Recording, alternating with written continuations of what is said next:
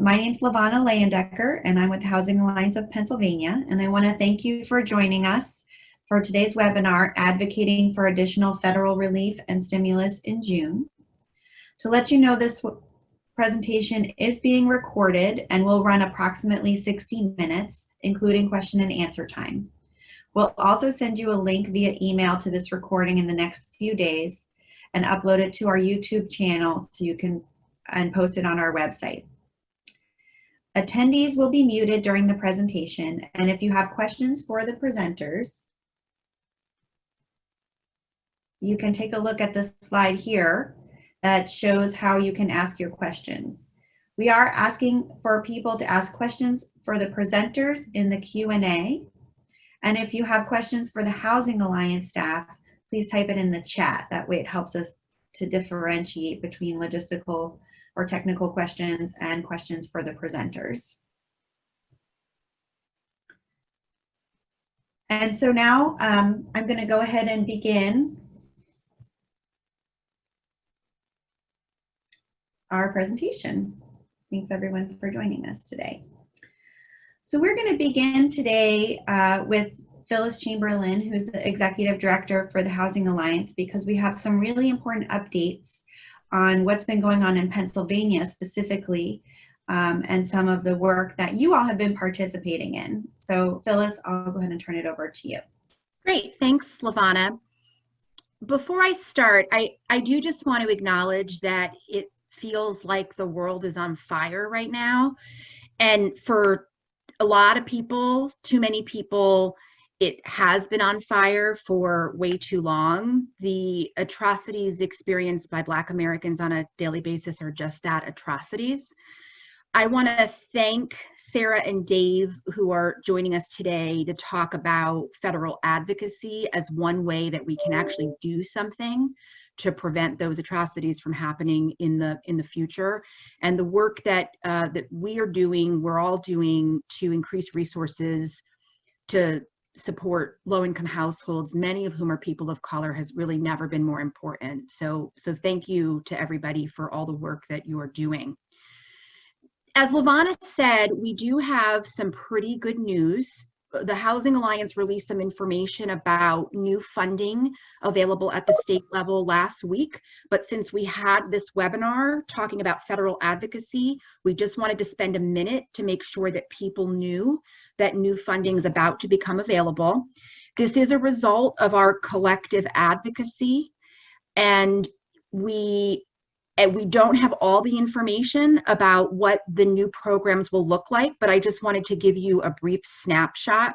And the Housing Alliance will be sending out an analysis of the legislation probably tomorrow, if not the day after.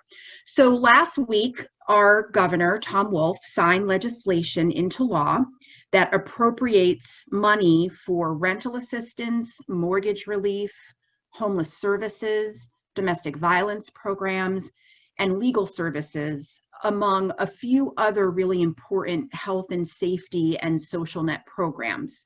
The state, as all states do, has some money from the Federal CARES Act.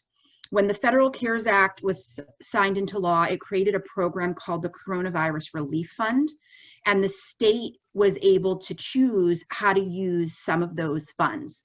Pennsylvania received $4.9 billion. There are a lot of needs, of course, to be addressed in response to the COVID-19 pandemic, but we were successful collectively in advocating for $150 million for rental assistance, $25 million for mortgage relief, and mortgage relief and rental assistance are combined into one program that will be administered by the Pennsylvania Housing Finance Agency. There was $10 million appropriated for homeless services, $10 million appropriated for domestic violence programs, and $8 million appropriated for legal services. In terms of the rental assistance and mortgage relief program, as I said, we will be sending out a summary of the legislation in the next few days. PHFA has to issue guidelines for this program by the end of June. I know that they are working diligently to figure out all the details of the program so that they can get the money out on the streets as soon as possible. What we do know about the program is that people who are eligible have to have become unemployed after March 1st, or they have to show that their annual household income has been reduced by 30% or more due to a COVID-19 related issue. Payments can be made for a maximum of 6 months, and they will be made by November 30th. PHFA will stop taking applications on September 30th. Obviously, we don't know how far the funds will go. The funds could certainly run out much earlier than September 30th. People who are eligible, the income requirements are that they be at the county's median income. So as people know, every county does have a different median income. And when we send out information, you'll see what that income eligibility is. So as I said, there's not a lot of additional information at this point, but we are really excited that we here in Pennsylvania have another resource to help stabilize low-income renters and prevent eviction. And just want to say again that thank you to everyone for your advocacy. I know that there are such big problems that we're experiencing and we have so much more work to do, but we would be remiss if we didn't stop and pause just for a second to say how great it is to have this additional resource. With that, I will hand it back to Lavana. Thanks, Phyllis. And I just want to remind everyone that if you do have questions about anything that the speakers are talking about, you can put them in the question and answer, the Q&A, and we'll come back to that after all of our speakers are done. So with that, I just want to hand it over to Sarah Sadian from the National Low-Income Housing Coalition to talk to us about what has happened at the federal level already, and then some of the priorities that we're hoping for in any future coronavirus relief and stimulus. Great, thank you. First, I think it's helpful just to let you know a little bit about the National Low-Income Housing Coalition and the work that we've been doing around coronavirus and the impact on housing and homelessness. We're a national membership organization, and we focus on housing for people with the very lowest incomes. Since 2000, I'd say for the last 3 years or so, we've been working, we reopened our Disaster Housing Recovery Coalition, which was focused on ensuring that people have a complete and equitable recovery from natural disasters and other disasters, because we know that when a crisis happens, the lowest income people are often hardest hit and have the fewest resources to recover, and often federal policy leaves them behind. And so when the pandemic started to happen in the US, we repositioned that coalition to be able to address coronavirus too. We now host weekly national calls that everyone is welcome to join, and we have a series of working groups that focus on different issues to make sure that the federal response is centered on people with the greatest needs. So the CARES Act. We were really pleased to see that the CARES Act included about $12 billion in HUD programs and other protections for renters and homeowners. So I'll talk a little bit about each of those provisions, or the major provisions in the bill. First, the bill provided a moratorium on evictions and foreclosures for homeowners and renters. Those moratoriums are limited. They're about 120-day protections, and they didn't cover all homeowners and renters. They only covered those renters that live in federally assisted housing, or renters living in in rental properties that have mortgages insured or securitized by Fannie Mae, Freddie Mac, or FHA. That has led to a lot of confusion. That was a really important first step. We're glad to see the Congress take that step to provide a moratorium, but we don't think it goes far enough. It doesn't provide long enough protections, and also it's led to a lot of confusion because it can be very difficult for renters to know whether or not they're covered by the CARES Act moratorium.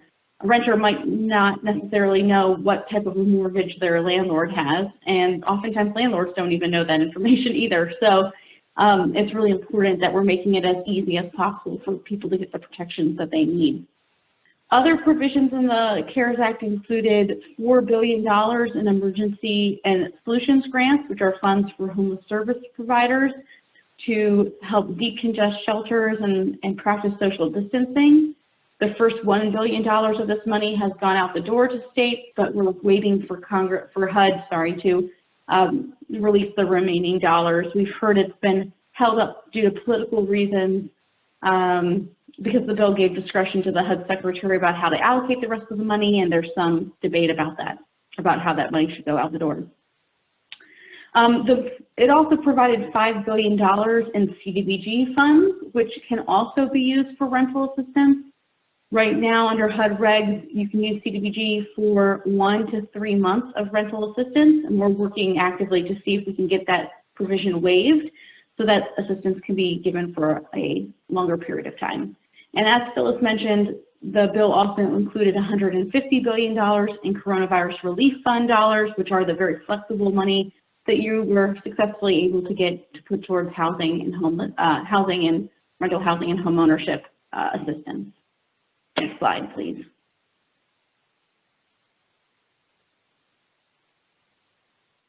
So a lot more is needed. I'll say that the CARES Act was a really important first start, but it's not nearly enough to address what the full scope of needs are, most immediate needs facing renters and people experiencing homelessness.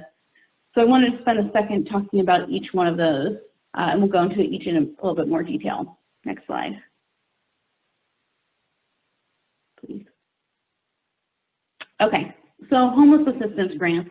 I mentioned before that $4 billion was included in the CARES Act, but experts from University of Pennsylvania, UCLA, and Boston University estimate that another $11.5 billion is needed.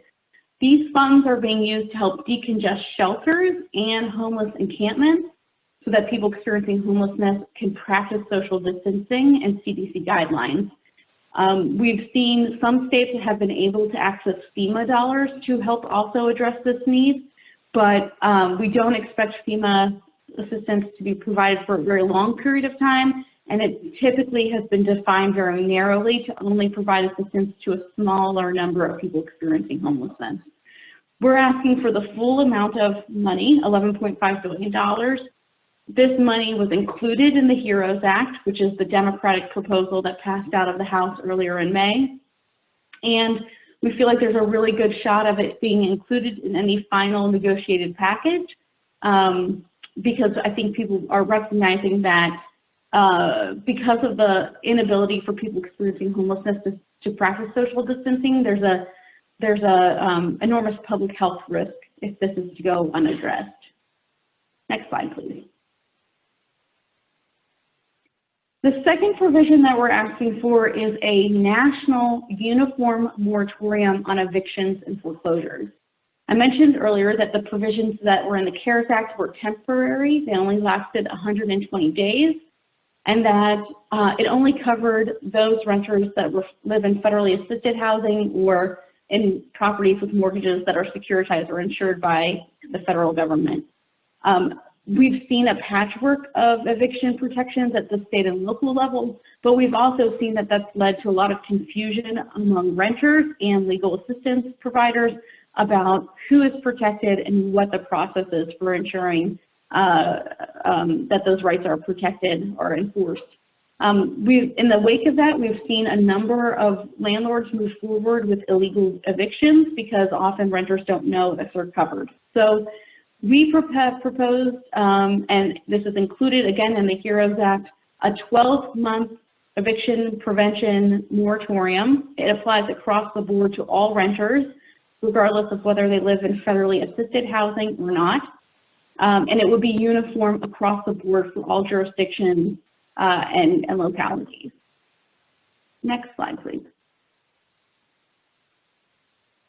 The last major urgent priority that we have is making sure that renters can stay in their home and avoid evictions and homelessness. We know that moratoriums are a really important tool, but they're not enough on their own to prevent people from facing evictions later on down the road. That's because rent can still accumulate during an eviction moratorium, and when the moratorium is lifted, we don't want to see renters face the financial cliff that they might fall off of. So we have been working really closely with Senator Brown, Representatives Heck and Waters to propose the Emergency Rental Assistance and Rental Market Stabilization Act.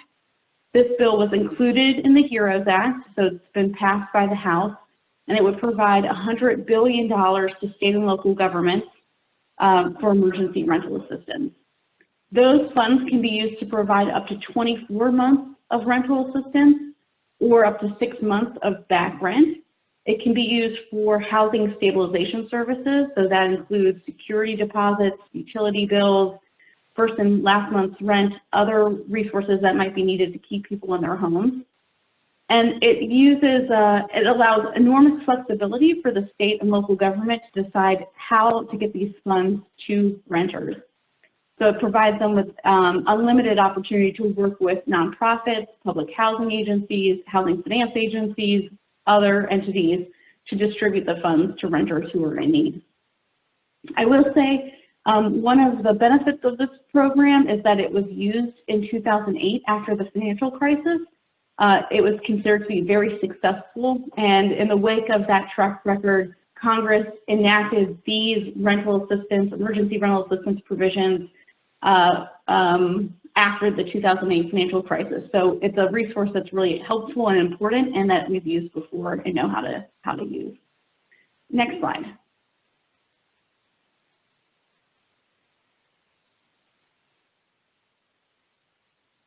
Okay, before we go on to David's slides, I'll just say that there's a number of other conversations happening about other HUD resources that could be included in the next package.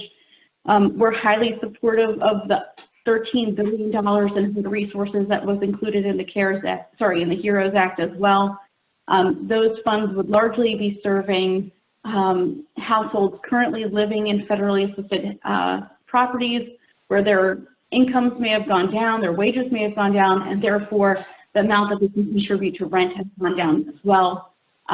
We also are starting to see some focus on relatively longer term solutions like additional housing choice vouchers, and we are supportive of that as well, but we're keeping a close eye to see what the appetite is around those resources. And with that, I'll just pause and turn it over to David. Thanks, Sarah. So, sorry, Dave, I was muted. I was about to turn it over to you. I'm fine. Can you hear me okay? Sound great. All right, great. Thank you, Lavana, and it's always a pleasure to share the platform with Sarah and the amazing work they're doing at the National Low Income Housing Coalition. Looking at the tax side of the program, I want to preface my comments by saying that we continue to push for the entire Affordable Housing Credit Improvement Act package. It's important that we get as much on the tax side as well as the appropriation side, because the housing crisis is a housing crisis. It hasn't gotten away. It's only gotten worse with the COVID-19 coming on, and the resources that are needed on both sides of the program are extraordinary. So we do continue to push for the entire AHCIA. Looking at the reality of things right now with what the Congress is looking to pass, we are focused on a few of the provisions within the AHCIA, and then have added on a few particulars as the industry has come to us and said, this is what's significant right now, can be helpful right now.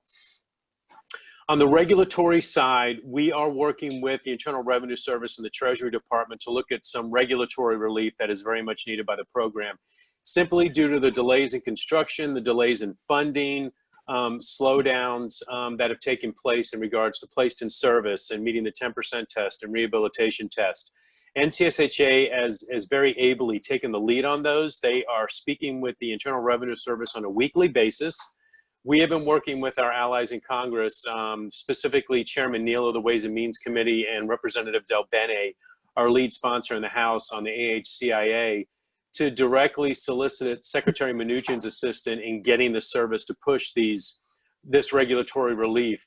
We have heard very favorable things from a number of different sources, both from within the administration and on the Hill, that relief may be imminent. I was getting emails this morning from members and advocates from across the country saying, when is placed in service going to be addressed on a long-term basis? Because as many of you know, the service did address some of these things, but only through July, and did not go out longer than July. And we feel that we might be getting the news anytime from the Internal Revenue Service that they will be addressing these for up to a 12-month period.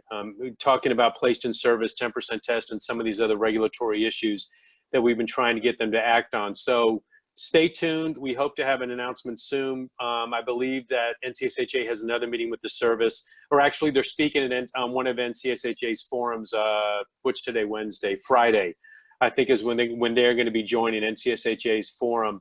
And Jennifer told me that they wouldn't be surprised if they announced something at that forum. So we are very hopeful we will hear something on regulatory relief soon. On the specific provisions, our priority remains fixing the 4% credit. We made a strong push to try to get that done in the HEROES Act. We understand, in talking to our allies, both in the Speaker's office and the Ways and Means Committee, why it was not included in HEROES. Some of us actually are kind of happy it was not included in HEROES, because if you pay attention at all on what's going on, and I know Sarah's aware of this, but she's in a kind of different position on the appropriations side. But politics is politics, and the closer we get to November 3rd, the more members on the Hill are framing things in the context of the election. And they kind of took what the Democrats did in HEROES, unfortunately, and framed it as a political package more so than a relief package, an emergency package, which is unfortunate. But for that reason, we were not so upset that they did not include the LIHTC provisions in the HEROES Act. They did reaffirm with us, and when I say they, I mean the leadership in the House, that they very much support what we're trying to get done on the tax side. It remains a priority for them. So our agenda right now continues to be the fixed 4% credit. And the other thing we're really pushing is altering the 50% test. We feel like we're in a very strong position. Had another conversation with the Speaker's staff yesterday in that regard, gained some interesting insights. I know Sarah had some things to share as well from her conversation, or the Speaker's conversation with the National Income Housing Coalition's webinar yesterday, and I'll leave that to her. But I feel confident, and I say confident. I'm not going to guarantee anything. Anybody who works for Congress is an idiot to do so.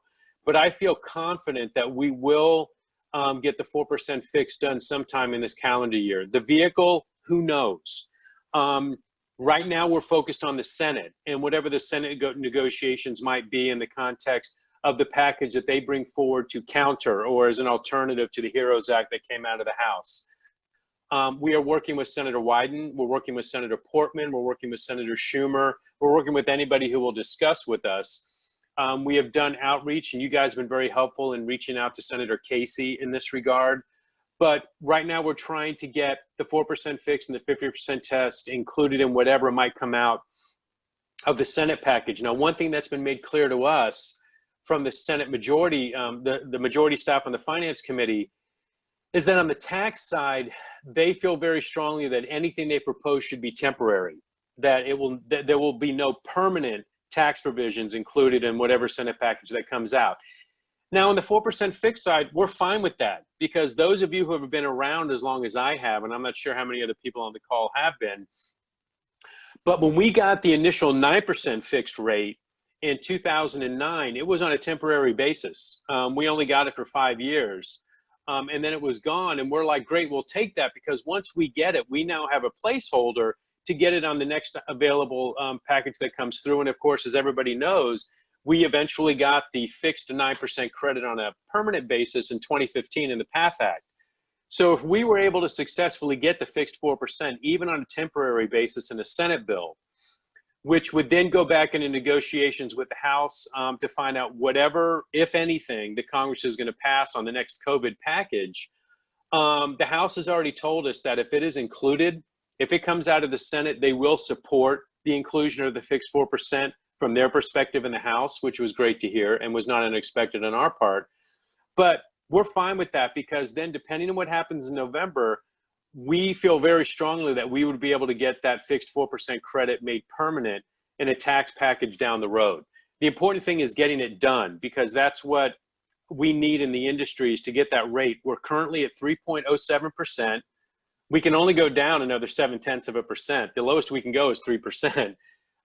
It can't get much worse for us in the context of trying to build housing with a 4% credit. So we are actively working with that on the Senate side. The other vehicles that might be possible in doing that is the surface transportation bill, which came out today on the House side, and what their proposal is on surface transportation, and an infrastructure package, which Sarah might talk about a little bit, because I know that came up on her call yesterday, but we are already working with the House folks on an infrastructure package. I'm always frank and honest with everybody in the industry on the political possibilities.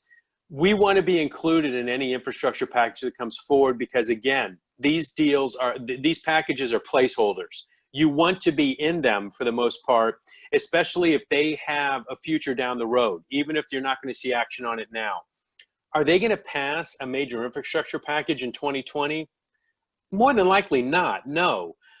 Infrastructure and highway transportation, to a lesser extent, are two of the most political appropriations and tax packages you can pass. And it's very unusual for them to get passed in a presidential election cycle to begin with. Now, this has been the most unusual presidential election cycle, if for no other reason, because of the pandemic and the need to pass legislation. I think if you had asked Sarah and I the question back in January 1st, are you going to see any meaningful legislation passed in 2020? We would have said, no, it's an election cycle. They're not, and I think we did say this, or at least I did. They're not going to pass anything this year except the things they absolutely have to pass. The pandemic changed that. So they're going to be using the infrastructure, in my opinion, and based on conversations, and I never quote staff or members, but the infrastructure package, from my perspective, is going to be a placeholder. They're going to build it. They're going to show what their vision is on infrastructure and what they'd like to get done. They'll try to pass the surface transportation piece of that this year, simply because they have to. I know there are significant issues with the Highway Transportation Fund because of the lack of folks driving, the gas tax that funds it, and so on and so forth. But they might do something on a smaller scale to get that off the table. But as far as an infrastructure package, in my opinion, and based on conversations, that's a placeholder for what they might do down the road. And when I say down the road, I mean post-election and maybe into the next administration, whoever is in charge after January 20th of next year. The other potential vehicle for us to get this done, and the one that I'm actually thinking is most likely, is the extenders package. There are tax extenders that they have to address and want to address. What will make it interesting this year is that depending on what is decided on November 3rd in the election, will largely depend what is in a tax extenders package and how much they address, and if they address it, post November 3rd election. If the Senate flips, I don't think anybody now is looking at the House to flip, but if the Senate flips and the administration flips, that totally changes the political dynamics on everything we're working on. Because if the Democrats say, okay, fine, in January, we're going to be in charge and we might have a new president as of January 20th, everything, the agenda changes, the packages change, what is potential changes, what we would want to include in any package that might get done changes.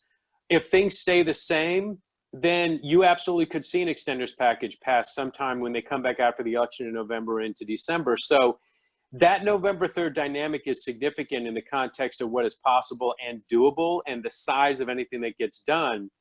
But as far as getting the 4% fix, and why I believe I'm confident we'll get it done sometime this year, is I think that an extenders package of some way, shape, or form will get done in this calendar year, and that might be our best vehicle. And in speaking with staff in the House and a few folks in the Senate, they too believe that might be our best option. They would like to get it done sooner rather than later. Sarah and I will tell you that they always say that. They always want to get extenders done sooner rather than later. The history is it always gets done post-election. It always gets done between that election date and, as many of us have seen, up to December 31st and rush to the White House for the president to sign it before clock strikes 12 for January 1st. So we'll wait and see. But what I can tell you is, thanks to your advocacy and your colleagues' advocacy around the country, we are beating the bushes. We never give up. We are always optimistic that we will get something done. We're always getting these things, pushing to get these things done sooner rather than later in the next available package. And I know we're going to talk about the dynamics of when, I think, in the next slide, but that's our agenda right now. There are other things that are popping up due to what is confronting investors, developers, everybody. A lot of different proposals have come forward. I'm not going to get into those now. If people want to ask specific questions, that's fine. It would take up a lot of time, but just know that we are addressing all the issues that you guys are bringing to us on things that you're confronting at the deal level.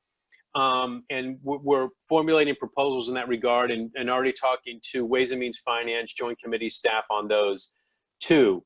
So with that, I will go ahead and stop sucking up oxygen on my end and turn it back over to Lavana to see where we want to go from here. Great, thank you, Dave.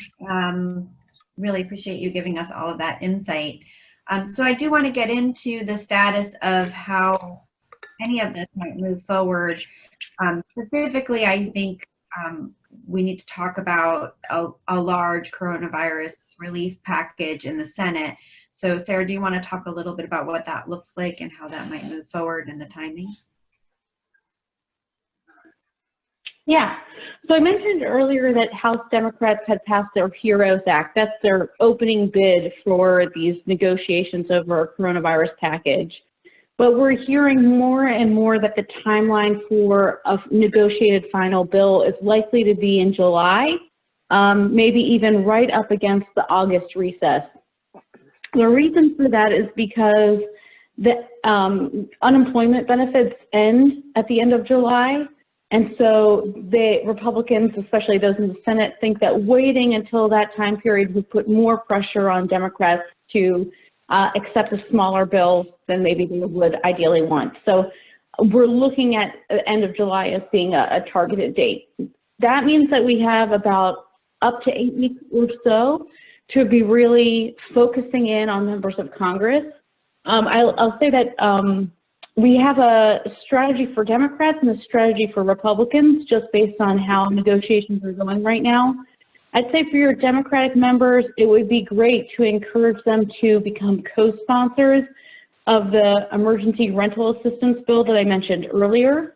You already have some Democratic members on the bill, including Boyle, Evans, Dean, Scanlon, and Doyle.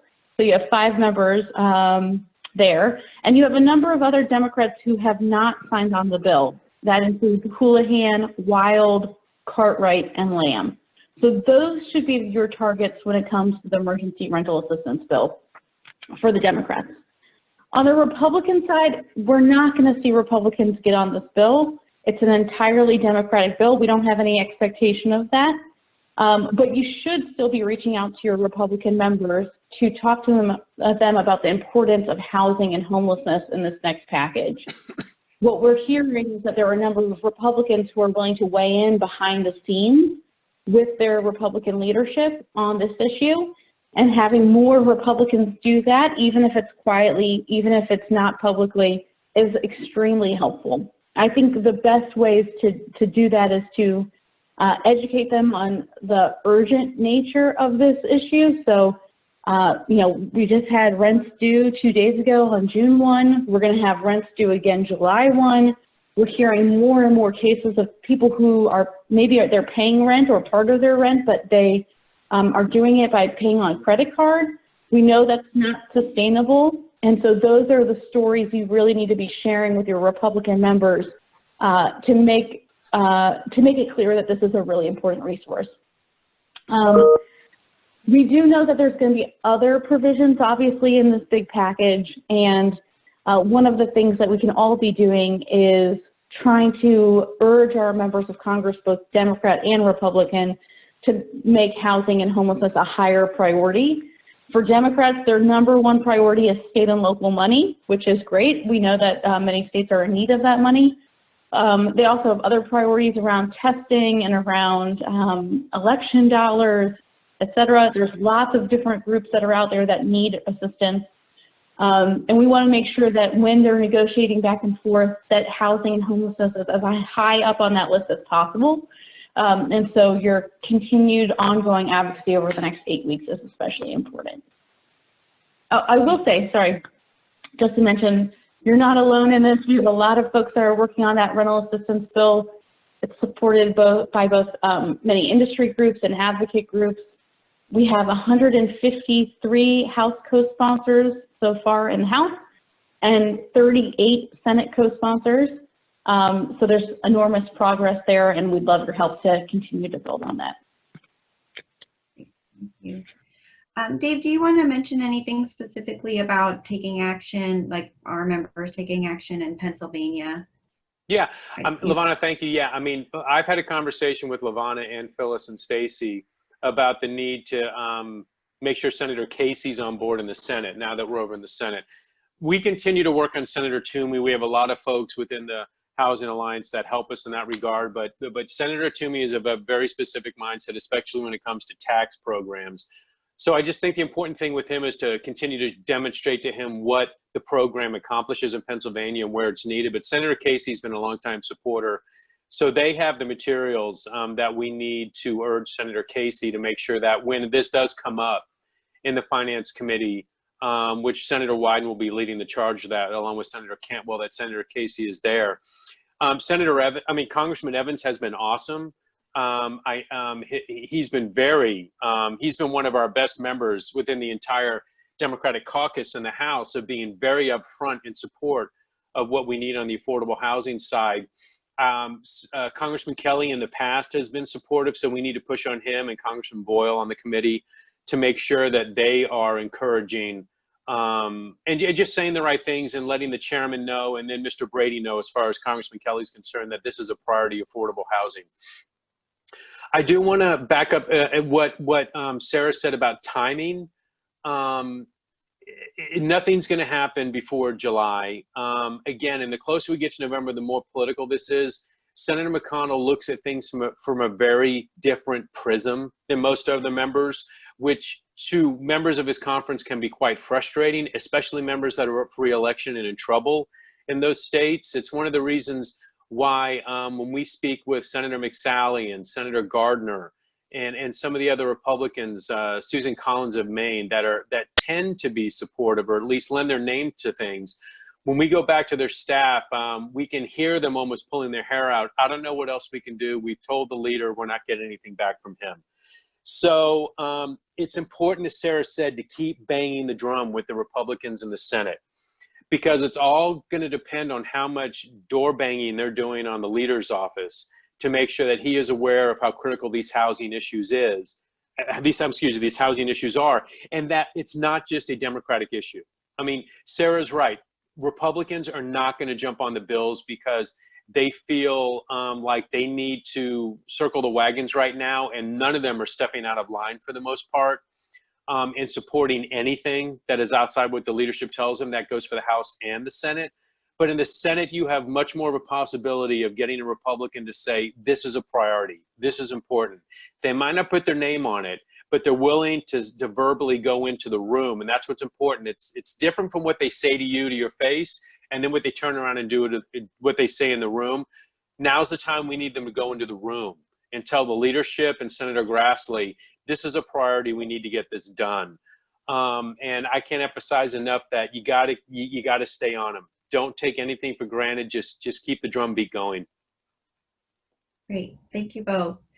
So I have a slide up here that has links to both the National Low-Income Housing Coalition and the Action Campaign. So as individuals, we can take action on websites, and then we'll also be communicating with people about how to take action on these issues moving forward. So I just want to remind everyone that if you have a question, you can type it in the Q&A. And I do see that we have a couple of questions, so I'm going to start off here with a question from Rich Kisner. And I think there is a federal and a state answer to this question, so we'll probably have to have Sarah and Phyllis weigh in. But he asks, what would be considered a vulnerable property impacted by COVID-19? I assume that means a rental property, but you can talk about I think mortgage it as might well. have been, I think that question might actually go for David about a basis boost. Yeah, I mean, Is that right? Richard, I'd like to know specifically, what would be considered a vulnerable property impacted by COVID? I mean, obviously, the more information we get on rents and the lack of rent payments, that's number one. Now we've already gotten some guidance from the government, some good, some bad, in the context of what you have to do at the property level before you can exercise some of the guidance that they have issued in the context of operating reserves and so on and so forth. But we're mainly looking at things in the context of what the rent payments are and how that is the vulnerability of properties. And I'm assuming you meant properties that are placed in service already versus ones that are not placed in service. So I'm I'm not quite sure how to answer that in regards to vulnerable properties, but that's one of the things we're working on in the context of getting resources, mainly in the appropriation side, so that both PHAs and HFAs and so on and so forth, if they have the resources at their disposal that they can then allocate directly at the property level, whether it's property-based vouchers or just resources to properties that have exercised their operating reserves or are in trouble, they can do that. Okay. And I'll just remind everyone as well that we do take all the questions and try to give a more detailed answer and send that out in writing afterward as well. So this might be one that we can put some more information about. So Lisa Geyer asks, will information be sent out to know how to help individuals that are not in housing but have private landlords? And she's gotten some questions about helping with rent. And so Lisa, Phyllis could jump in on that, but I will say that we do have a fact sheet that I will share with everyone in the chat right now that has more information about how the rental assistance in Pennsylvania will work through PHFA. So Phyllis, do you want to talk about that at all? I don't have anything to add beyond what you just said, Lavana. Not all the details have been worked out, so what you will share will give everybody what we know so far. Okay, great. I can add something on the federal level, though, for just to add on to that. So the emergency rental assistance bill that I mentioned before is really designed with non-subsidized housing in mind, or non-HUD and USDA housing in mind. There's already mechanisms in place to help people who are in HUD and USDA housing. They can get their income recertified to reflect their new income levels, or if there's a job loss. So the emergency rental assistance bill is really going to be if we're able and we're successful to get emergency rental assistance in this bill, it's going to be through the bill that I mentioned earlier. So, and that's really geared towards non-subsidized tenants and private market housing and LIHTC housing too. Great. And then Russell Carnahan asked a question, for property owners with an eligible mortgage such as FHA, how do they work with the lender to defer their house payments, and will they be compensated for additional interest that they would accrue from delaying payment for their mortgage? And also, will this impact their credit score? I don't know if any of you can address that. I am certainly not an expert on the homeownership side, but I do believe that, I'm not sure if I got cut off or not, if people can still hear me. It looks like my internet cut out, but I can hear you. Hear you. Right. So property owners would need to work with their servicers to get a forbearance on the mortgage on the property. I do not believe it covers additional interest that might have been accrued during that time period. And was there another question there about another part of that question? About if it will impact their credit score. I believe, but I'll have to check and get back to Lavana about, I believe there was a provision preventing negative reporting to credit agencies for properties covered by the CARES Act moratorium, but I'll have to double check that and get back to you guys. Okay, great. That's something we can add in the written part of the questions too. Marjorie McAllister asks if either of you have any information on the Neighborhood Homes Investment Act. Marjorie, the best I can tell you is that the committee is getting, when I say the committee, I should be specific. The Ways and Means Committee is getting, has the proposals. They have a lot of proposals in the context of new programs to help subsidize and or help production of affordable housing. From the conversations with them, I have to believe that most of those proposals will more than likely get addressed when they do a large infrastructure package down the road. They're not looking at any new tax provision specifically. They have enough going on right now with the current general business tax credits that they're trying to deal with. So at the earliest, if the Neighborhood Homes Act was going to be looked at, it would probably be in the context of when they seriously start to address an infrastructure package. And again, for those folks supporting that, I would say keep it going and gain as many House and Senate advocates as you can, but you're more than likely looking at a 2021 consideration at the earliest. Great. So that pretty much wraps it up for our questions right now, unless people want to type in a last minute question. So I'll just ask our panelists if there's anything else you'd like to add before we wrap up. I'll just say that I really appreciate everybody's advocacy on this. We wouldn't have been so successful in getting the $12 billion in the CARES Act without your help, and we're really looking to you guys and leaning on you guys to help build support for the housing provisions in this next package. And we will continue to, as David said, keep the drumbeat up to make sure that we're continuing to build pressure on Congress to do something. Yeah, and my comments are largely the same as Sarah's, and I talk about it in the context of historically, this industry is amazing, and we have done amazing things over the last 25, 30 years. When you think about who we represent and the programs that we have in the budget and on the tax side, we always win. In the end, we always end up winning. We continue to build more resources for housing. We need considerably more resources for housing.